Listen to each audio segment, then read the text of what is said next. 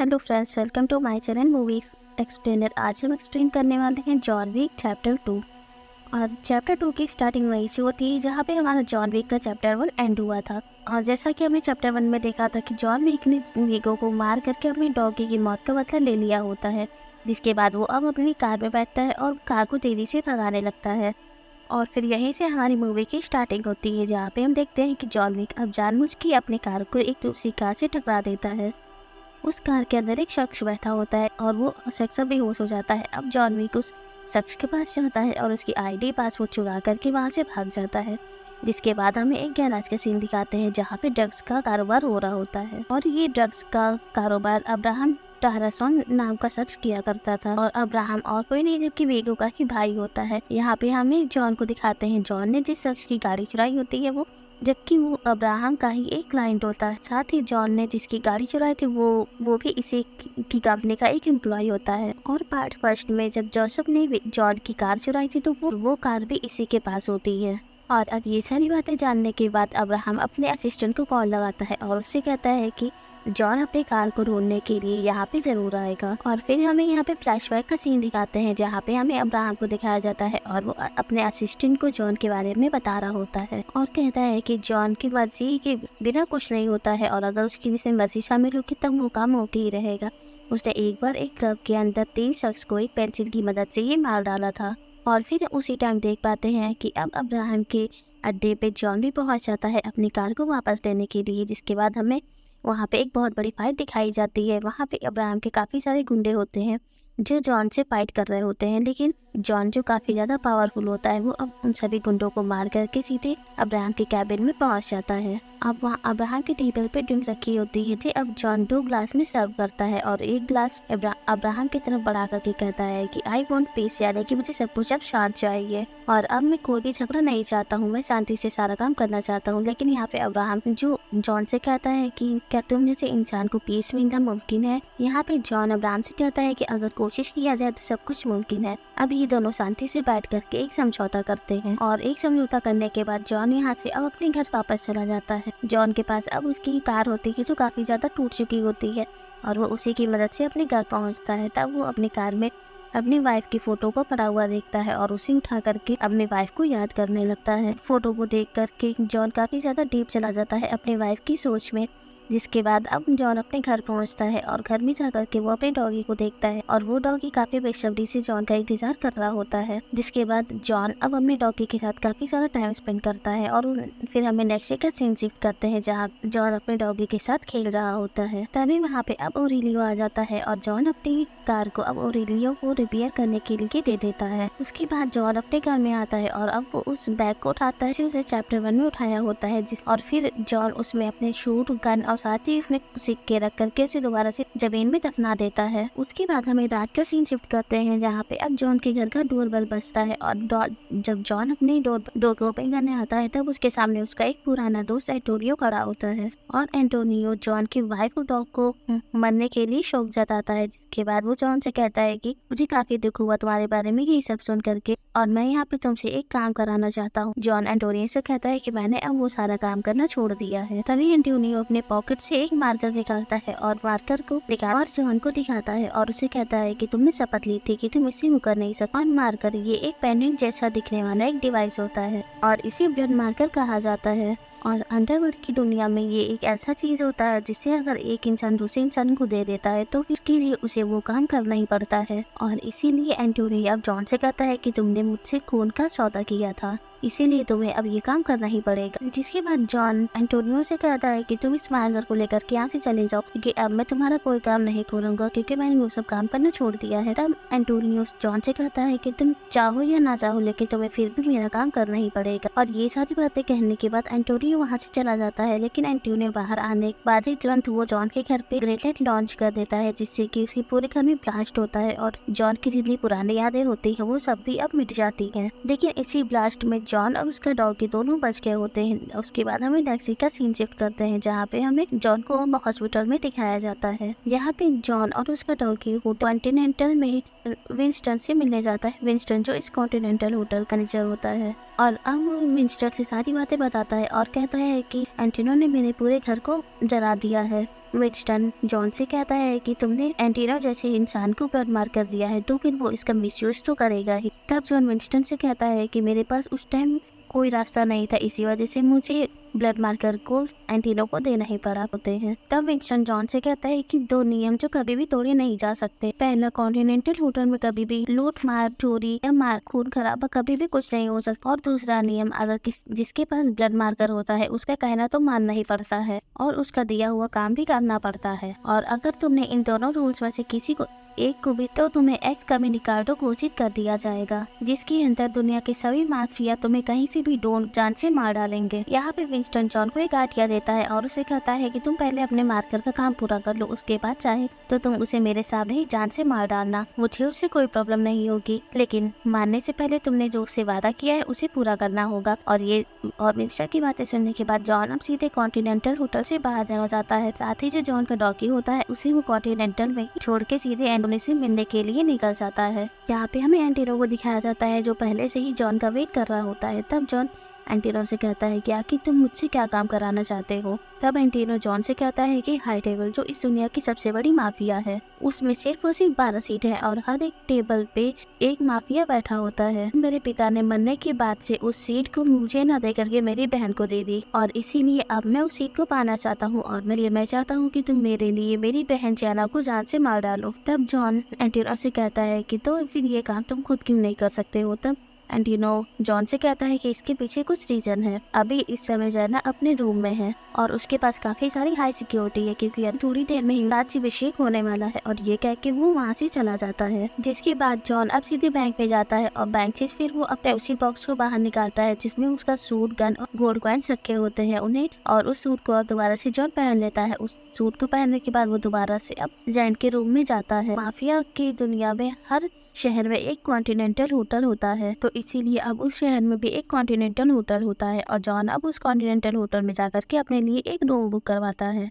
और साथ ही इस होटल के मालिक जूलियस, जो जॉन का एक पुराना दोस्त होता है, उससे जाकर के अब जॉन मिलता है और यहाँ पे जूलियस को पता होता है कि जॉन अब रिटायर हो चुका है। बट जॉन यहाँ पे जूलियस को बताता है कि अभी भी मेरा एक काम जो अभी मेरा करना बाकी है और मैं उसे पूरा करने के लिए आया हूँ। यहाँ पे जूलियस जॉन को एक सबसे बेस्ट रूम ऑफर करता है और अब यहाँ से जॉन सीधे एक टेलर के पास जाता है जहाँ पे वो अपने लिए एक अच्छा सा सूट सिलवाता है। उसके बाद वो कुछ नए हथियारों को भी खरीदने के लिए जाता है और फिर वो कुछ अपने ही साथियों की मदद एंटोनियो पैलेस के बारे में कुछ जानकारी लेता है। साथ ही वो एंटोनियो महल के कुछ ब्लूप्रिंट्स भी निकलवाता है और उस महल में जाने के जितने भी खुफिया रास्ते होते हैं वो उन सभी के बारे में जानता है। यहाँ पे एक मेन चीज ये होती है कि जॉन जिस जगह भी जाता है वहाँ पे उसके जानने वाले काफी होते हैं। कुछ लोग तो ऐसे होते हैं जो उसकी कर्ज के तले दबे होते हैं और कुछ जो जॉन के काफी पुराने दोस्त होते हैं और इन्हीं सब चीजों की वजह से जॉन की हर जगह काफी ज्यादा रिस्पेक्ट होती है।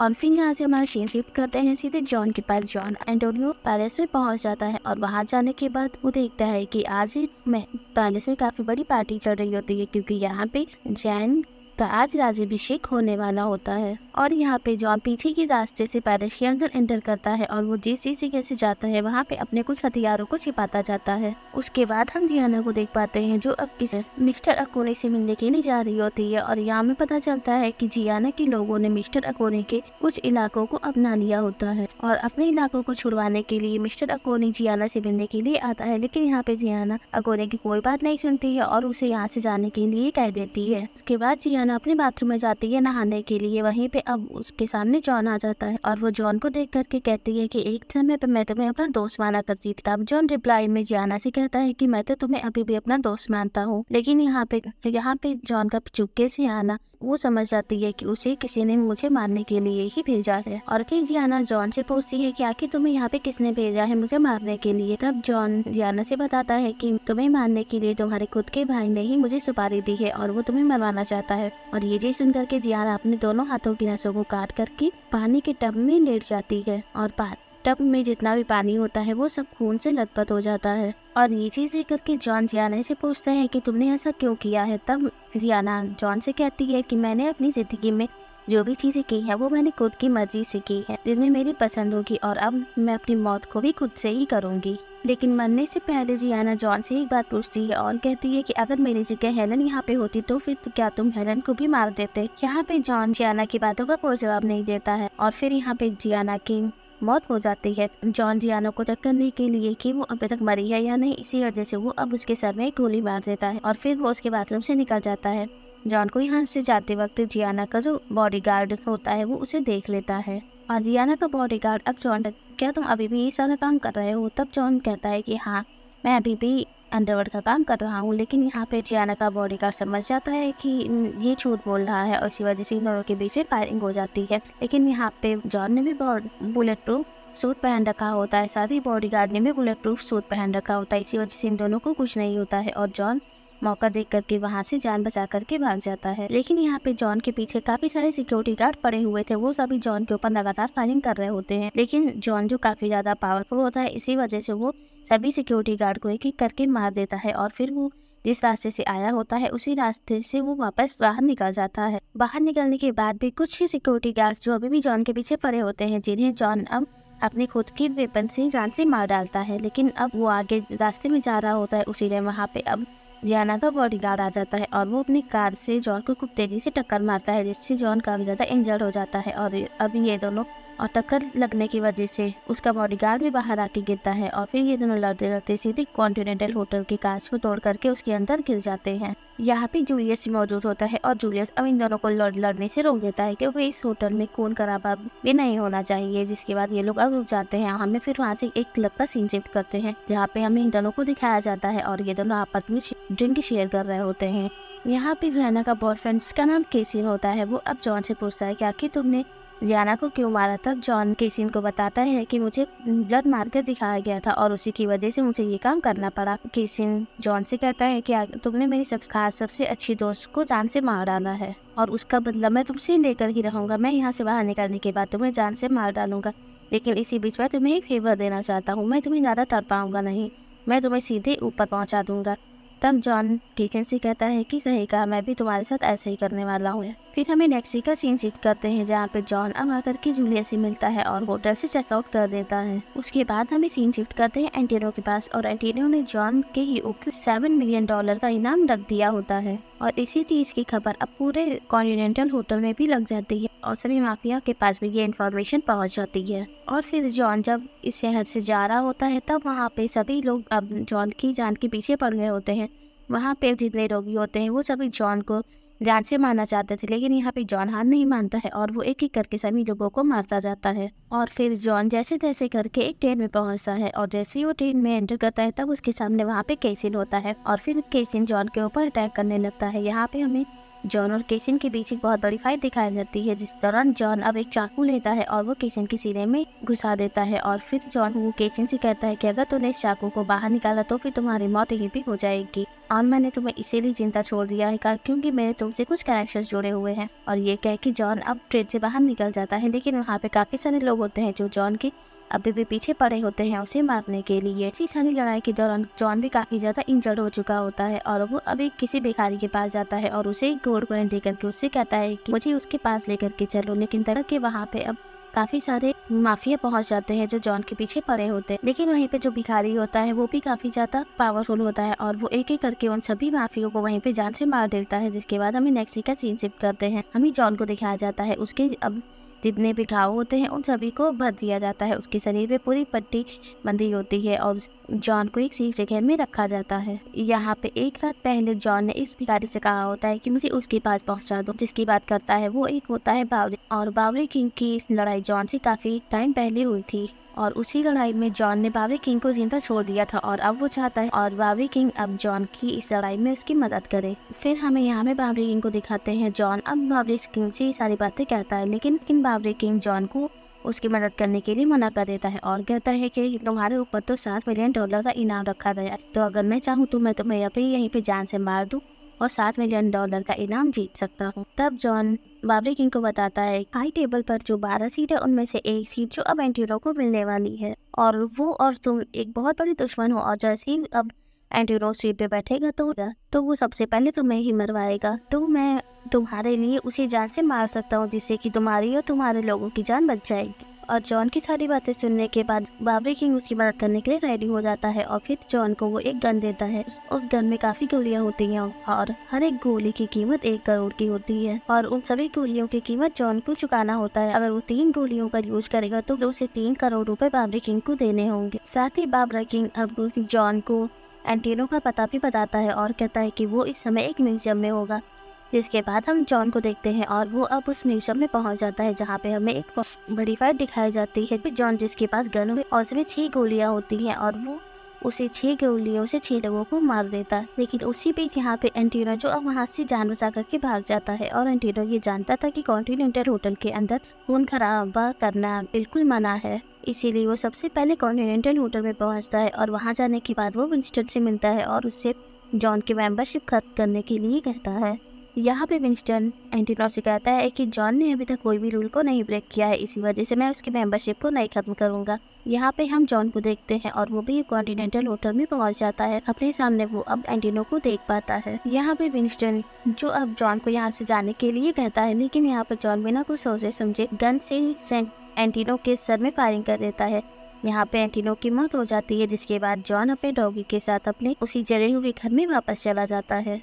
और अब जॉन के पास कॉन्टिनेंटल होटल का रिसेप्शनिस्ट आता है और वो अब जॉन से कहता है कि तुम्हें मिलने के लिए विंस्टन ने बुलाया है। अब जॉन विंस्टन से मिलने के लिए जाता है, जहाँ पे विंस्टन जॉन को बताता है कि तुमने सबके सामने एंटीनो के सर में गोली मारी है, इसी वजह से सभी लोग अब तुम्हारे जान के पीछे पड़ गए हैं। तुम्हारे पास सिर्फ 1 घंटा है, 1 घंटे के बाद तुम्हें सब लोग आकर के जान से मार डालेंगे। जॉन विंस्टन के रिप्लाई में कहता है कि कह दो उन सभी लोगों से जिसे जो करना है कर ले, मैं अभी भी वहीं पे खड़ा हूँ और यहाँ से नहीं हिलूंगा। जिसके बाद जॉन वहाँ से चला जाता है और विंस्टन एक कॉल करता है और वो अब जॉन को एक्स कम्युनिकाटो घोषित कर देता है। यहाँ पे जॉन अपने डॉगी के साथ चला जाता है और फिर ये मूवी यहाँ पे कंप्लीट हो जाती है। तो गाइस प्लीज हमें कमेंट करके बताइएगा कि आपको हमारा रिव्यू कैसा लगा है। अगर मेरा रिव्यू आपको पसंद आए तो प्लीज मेरी वीडियोस को लाइक करिएगा, साथ ही मेरे चैनल को सब्सक्राइब करिएगा। Thank you for watching.